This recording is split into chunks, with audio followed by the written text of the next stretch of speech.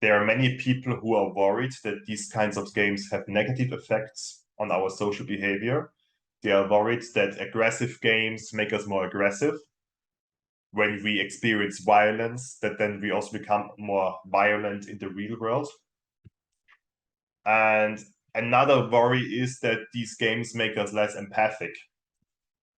Because when we experience so much violence all of the time in these virtual worlds, then the worry is that we might get less empathic also in the real world.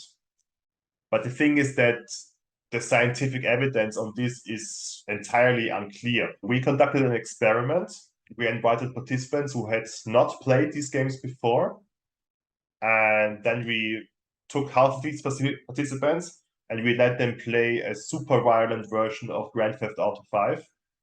In this version, they had to run around and kill as many other characters as possible. And the other half of the participants, they had to play a very tame and very nice version of the game, where there was no violence at all. They just had to run around and take pictures of the scenery and of other characters. And before and after that, we invited people to the laboratory, and there we measured their empathy for pain using an fMRI scanner. So we put people into an MRI machine and measured the brain activity while they were experiencing that another person was experiencing pain. So they more or less saw another person suffering pain, and we investigated how much their brain activated during that time. And in the very end, we took the data from both these groups, from the experimental group who played the very violent game, and the control group who played the non-violent game.